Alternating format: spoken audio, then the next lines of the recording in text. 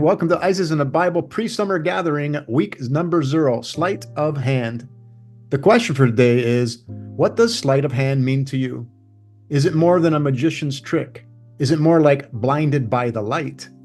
What if what dazzles is designed to distract, while the real truth, the sacred seed, is gently passed by the hidden hand? Today we open our hearts to see not just with our eyes, but with our knowing, to feel what's been veiled and remember what was never lost. So one of the things I didn't put in here was magic, G-I-C. So in other words, you can really see the divine feminine at work, Mother Nature at play. Glad you could join us today.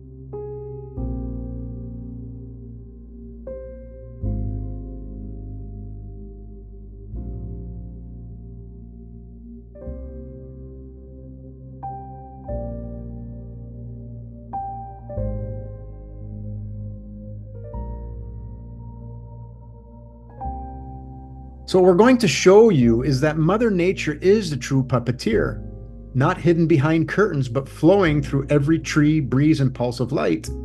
We are not separate from her. We are threads in her living weave. The senses we've been given, sight, sound, touch, etc., are not distractions, but sacred instruments to perceive the truth. So it's our navigation, it's our guide. It is not hearsay that guides us, but image, symbol, and pattern. Nature speaks in form, not opinion. And when we learn to see with the heart and feel with the eyes, illusion falls away and the truth stands revealed. So there's a karmic battle going on in Natanz, Iran, where the narrative is not as it seems.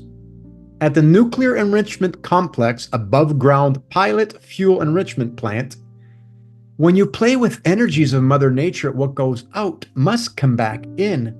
So people are reporting that they woke up to loud explosions, which everyone will immediately say, war, there's bombings going on, it's terrorists. That's the sleight of hand. But no one thinks about the implosions that are caused by the light and the remembering of past lives and what we've done with these energies.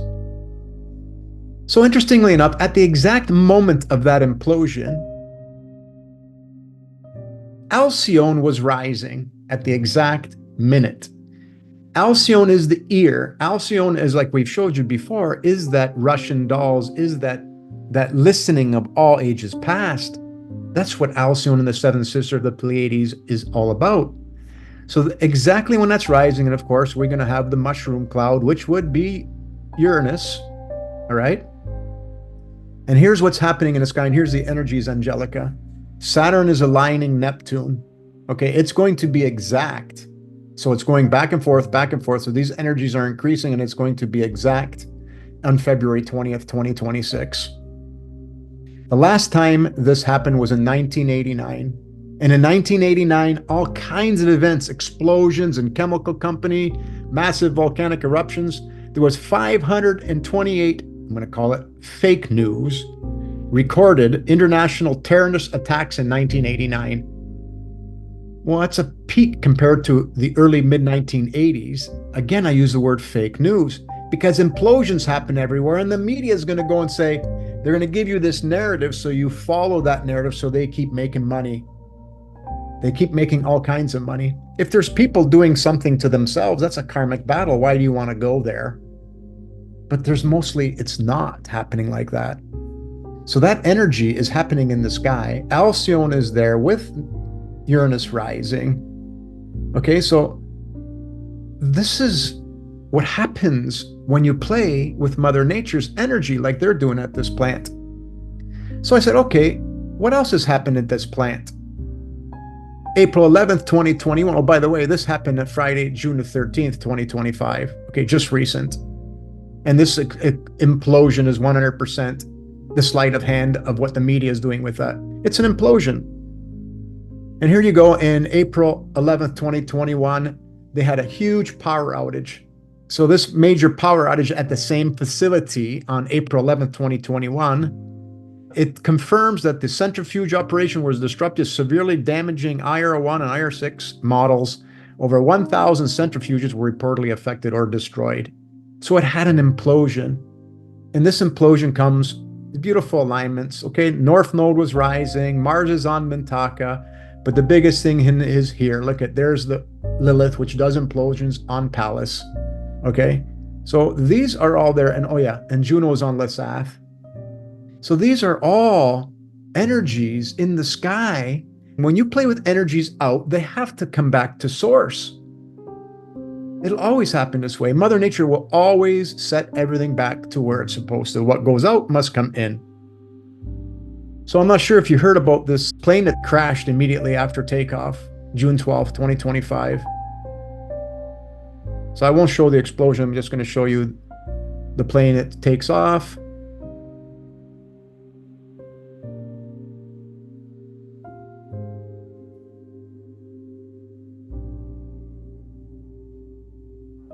So this London-bound Air India aircraft, Boeing 787-8 Dreamliner, crashed soon after taking off on Thursday from the western Indian city of Ahmedabad. So there it is going up, and then it just starts falling down. And there it goes, down, down, down, down, down.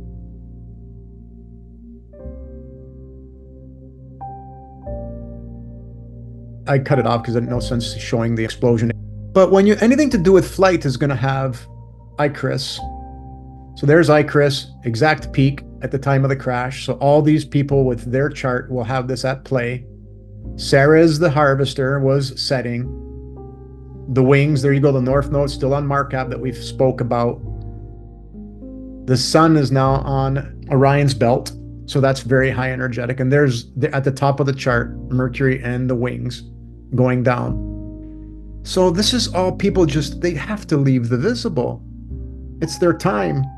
Are they doing what they're supposed to be doing? Are they listening to their signs? Are they doing their work? They're infinite, so it doesn't matter. But they're going to grab the black box and they're going to start looking all over the place for a terrorist or this or that. So they're going to just make shit up. No, it was their time to go. It's not random, folks. By the way, there's a 42-year-old man who survived. 240 left the visible, but Vishwash Kumar Ramesh, he got out alive.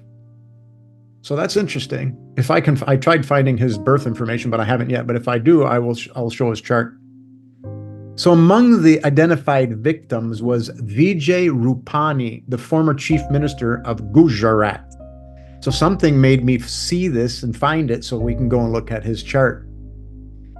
So he was an appointed BJP party leader, a chairman of the stock exchange, a director of finance. So was he doing things that he was supposed to, doing his sleight of hand work? Being in those positions you're taking from people. And we all got to stop doing that. We're all doing it, and then we all have to stop. So he was one that was on there. So I did his chart, and 100%. It's all there. I won't go into detail, but it's there. He's going to leave the visible. But here you go. Destiny's gate at the exact moment was on his natal Icarus. All right. It's his destiny to leave during flight. So it's all there, folks. So this is a message to all that it's time to close the monopoly game. We, the people, own everything, and it's time to share the lands, bar none, and no more profit before spiritual profit. This is what we need to do. So the sleight of hand, again, it's important. So also note that it crashed into a doctor's accommodation building at the BJ Medical College and Civil Hospital. So there's a policeman staring at the aircraft part that's crashed through it. This is diagnosis. They're going to try to understand why this happened, but you think they're going to come up with the truth? Nah, they're going to give you whatever. If you go in the media, man, they're going to do whatever, and you get bombarded by all these ads. Right? They're trying to make money. So this crash didn't strike randomly. It impacted a building dedicated to pharmaceutical model of healing, devoid of wisdom from the stars. As Hippocrates said, a physician without the knowledge of astrology has no right to call himself a physician. Could this be a message from the divine field reminding us that medicine without spirit is incomplete? Of course it is. So this was no ordinary building. It trains healers who've forgotten their cosmic roots, especially in India. A wake-up call, perhaps, to return medicine to its origin, harmony with the heavens and the soul. The field is speaking, perhaps even crying out, restore gnosis, not diagnosis, lack of wisdom. So restore this gnosis to healing, how we heal. So we're getting signs. Mother Nature's always going to show us signs. These are the symptoms, but when you look in the charts, you'll know it. So again, the worlds collide. We talked about this. So what's going to peak this coming July 15th, Uranus aligns Alcyone. So that's to be able to hear and see everything of all our worlds lining up. The brightest star in the Pleiades, the Seven Sisters, which represents the fractal nature of the ear. Like the Russian dolls, this is the incommensurate nature of existence of all lives past. Worlds collide. What does this mean? It means that the synchronistic alignments, align your mind, is meant that you will see so much more of the connection of all lives past. So hold on to your gnosis. It's time for a real pole shift within our own field of dreams. So pay attention. So this is what's going to happen. So it's going to align exactly, because Uranus is going to go through retrograde motion. So this is where 6 Taurus 8 is Alcyone. So it's going to align on July 15th, again on October 29th, and again on May 2nd, 2026. So all these truths of what Mother Nature is going to show us is going to be constantly in our view. The true puppeteer is Mother Nature, and our truth is what we've put out. And now it's time to resort back to love. So Angelica, here's what's happening. So not only is Saturn doing this with Neptune. So like again, in 1989, this alignment was exact. And this is where they had all those implosions, a whole bunch of them. And it's going to happen again on June 7th, 2061, when they align. But in 1989, there was a retrograde motion, so they went back and forth. This time it's going to be with Alcyone. And so these alignments now, as Saturn and Neptune are aligning, and then Saturn is going to go back retrograde. Pluto and Uranus are also in a trine, all 60 degrees. So these complete alignments, holding up people's worlds, all the energy in your chart, the Saturn Father time, and Pluto, your regeneration, God the Father, all these are aligning. I just stopped it here around August 13th, but it's going to be for the whole rest of the year. So let's look at some more sleight of hand. My wife saw this phenomenon. Do you see this? This is not the sun. My wife came home last Tuesday, a week ago from yesterday, and said there was a bright red ball in the sky as she was coming home. And so I got the time and everything. I'll show that in a minute. And I thought, oh, you must have your directions confused because roads here start going off on different angles in this neighborhood. But she persisted to tell me that she was certain that this was way more north and not setting in the west. We will do a deeper dive to explain this, and I'll show you what we're working on right now. This is where sleight of hand and the false narratives and the prophet mongers now changes. Okay, and we will be self-governing once again, because these prophet mongers are losing what they call the model of the earth and the solar system and everything, because it's so untrue. Because this is going to lead us to who you really are. So this is a lady took this video. It's really short. See, that's there, and that's there. And that's not the sun. That can't be the sun because the sunset is over there. That's a planet. The sunset is over there. Mommy, that's a planet. And the moon is up here. So that must be a planet. The moon is above us. I don't see, that's there, and that's there. So Kathy saw this phenomena, so I drew it. So she said she saw it between 8:15 and 8:30 p.m. on June 10th. And as you can see, in this direction before sunset is Venus, Eris, Chiron. Venus is opposite Vesta, which is fire as well. So here she is driving down this road. We live in this neighborhood right here, blue dot.